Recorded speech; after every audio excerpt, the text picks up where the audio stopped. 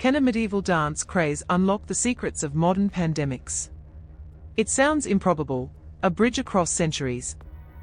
But what if the frantic, convulsive movements of St. Vitus Dance, an epidemic of uncontrollable dancing that once gripped Europe, holds a chilling reflection of our own age of anxiety?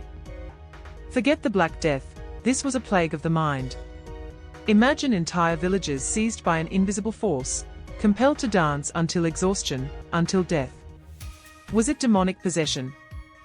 Religious ecstasy? Or could it have been something far more insidious? A mass psychogenic illness, triggered by the suffocating pressures of a world on the brink. Now, consider the global stresses of today: the pandemics, the economic uncertainty, the relentless digital onslaught. Are we, in our own way, dancing to the same tune, a tune composed of collective fear and societal breakdown? Before we unravel this enigma, what's your gut feeling about this strange connection? Subscribe now to uncover all the hidden links with us, and let us know your thoughts in the comments below. The answer, buried deep within the rhythms of history, may hold the key to understanding, and perhaps even preventing, the next global crisis of the human psyche. But to comprehend this intricate dance, we must first understand the stage upon which it was performed: the late Middle Ages, a social crucible forged in unimaginable hardship. Picture a world brought to its knees. The Great Famine had descended, torrential rains drowning fields and leaving starvation to stalk the land like a relentless predator. Driven to desperation, families consumed livestock, pets, even stripped bark from trees, clinging to life by the thinnest of threads.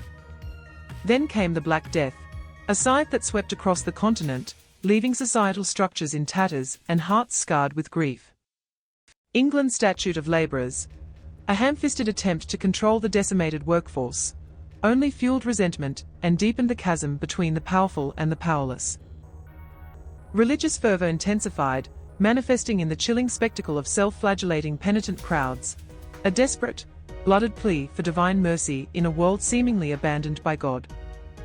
This fervor, however, all too often curdled into paranoia, erupting in horrific acts like the Strasbourg massacre, where already vulnerable Jewish communities were scapegoated and brutally murdered, their suffering amplified by the indifference of their neighbors. The 100 Years' War, a seemingly endless conflict, relentlessly drained resources and sowed despair across generations.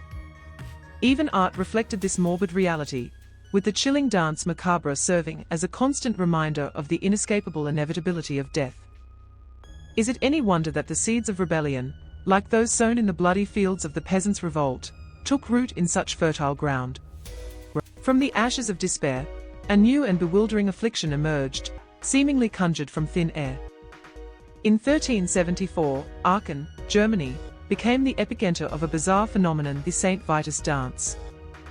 Across the continent, groups of people were suddenly, inexplicably seized by an overwhelming urge to dance. Twitching, convulsing, their bodies utterly beyond their control, they moved for days, sometimes weeks, in a grotesque parody of celebration. What dark impulse drove this macabre spectacle? Initially, suspicion centered on ergot poisoning, the same insidious fungus that had caused the agonizing horrors of ergotism. Yet, outbreaks raged even in regions where tainted rye was virtually unknown. Could religion offer solace, or at least an explanation? Desperate processions formed, snaking their way to the shrines of St. Vitus, the patron saint of dancers and epileptics, in search of a miraculous cure. But some historians, like John Waller, see a deeper, more unsettling truth lurking beneath the surface. He posits that the St. Vitus dance was a mass psychogenic illness, a collective psychological breakdown fueled by the crushing weight of the late Middle Ages. Contemporary accounts speak of terrifying visions, of demonic possession, whispers of a psychological contagion born of famine, war, and the unrelenting, gnawing anxiety that permeated every aspect of life. Perhaps the most telling evidence of this lies in the simple fact that as society began to stabilize, the outbreaks, just as mysteriously as they began, simply stopped. But are these medieval outbreaks truly relics of the past? The echoes of St. Vitus Dance reverberate in the phenomena we now understand as mass psychogenic illness, or MPI.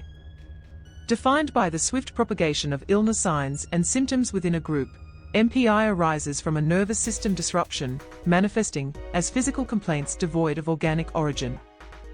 Take, for instance, the Tanganyika laughter epidemic of 1962.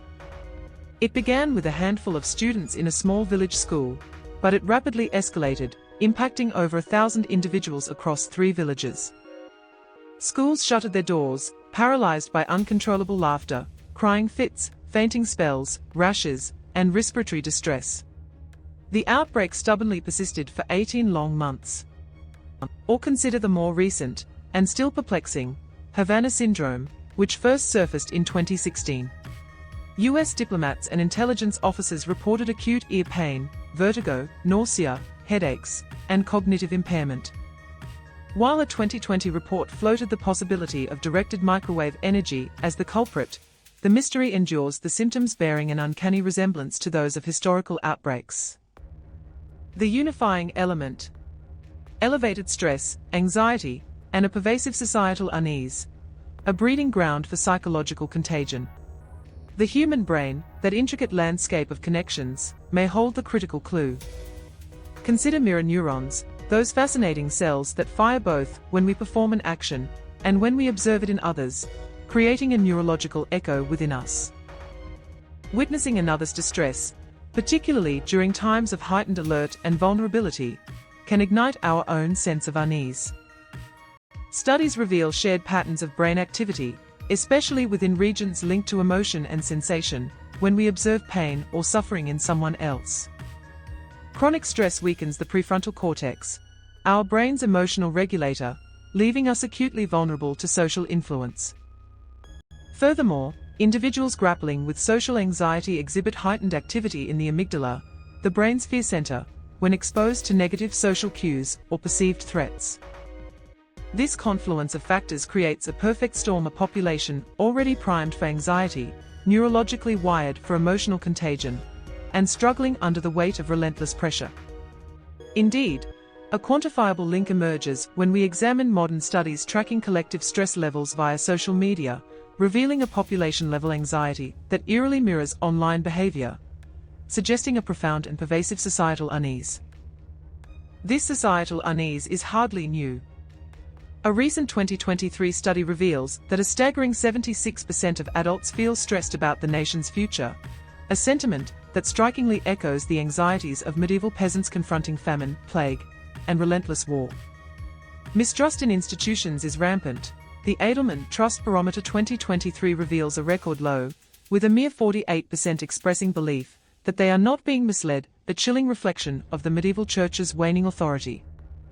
The looming specter of climate change, already impacting global health according to the Lancet Countdown 2023, finds its grim parallel in the unpredictable and often devastating weather patterns that decimated medieval harvests. Furthermore, a world grappling with record military spending, as starkly highlighted by the 2022 UN report, mirrors the constant, grinding warfare that defined much of the Middle Ages. These anxieties, layered one upon another, much like the successive crises of the 14th century, create fertile ground for collective stress, and perhaps mass psychogenic phenomena, inviting a deeper look into the past to better understand our present.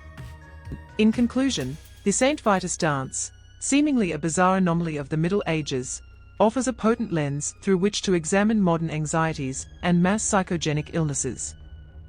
The parallels between the stresses of the 14th century and contemporary global challenges suggest that the human psyche remains vulnerable to collective breakdowns when faced with overwhelming pressure.